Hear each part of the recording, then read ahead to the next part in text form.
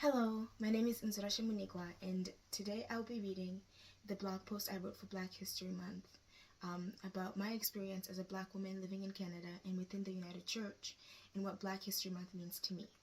The title is, I Am Black. In 2014, I realized I was Black. To many, this may sound strange, as I was 10 years old at the time, and this should have been a fact I knew about myself. However, I had no idea. 2014 was the year in which my family and I immigrated to Canada from Zimbabwe, our home, where all I knew was that I was African and was not categorized and valued based on a specific race. Once in Canada, living in a small all-white community, it did not take long to realize that the way in which a person was treated differed based on their skin tone, and that people already had preconceived opinions about me before I even spoke.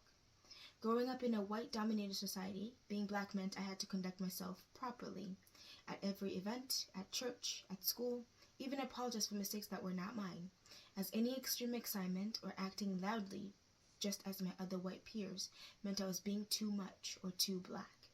This also meant smiling and disregarding any racism that ranged from microaggressions about how tan someone was, especially considering they were so close to my skin tone. They never were.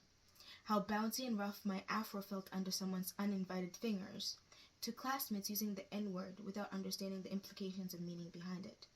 These were just experiences that came along with being Black, I thought. All these people could not all be wrong.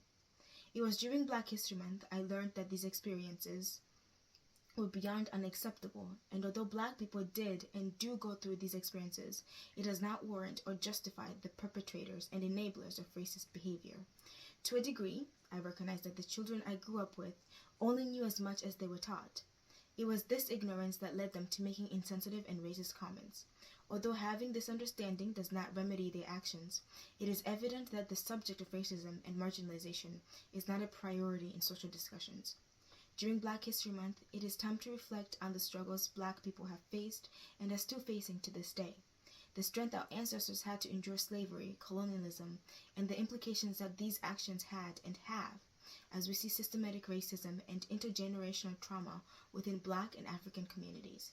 It is also time to acknowledge the achievements that have been accomplished by historical figures that are often forgotten or left out of history books, and the achievements to come from all the beautiful, bright, Black and African individuals everywhere in the world. I am now older and seek to understand Black culture and my Zimbabwean culture beyond what the world decides to label and stereotype me as.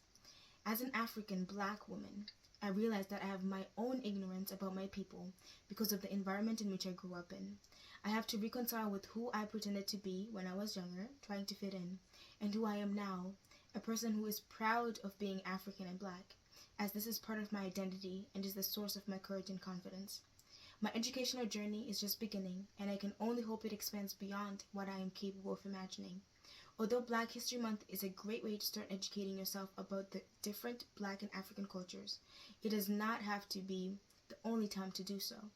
There are 365 days in the year, and 28 of them are not the only time anyone should feel the responsibility and obligation to fight for a more just and better world.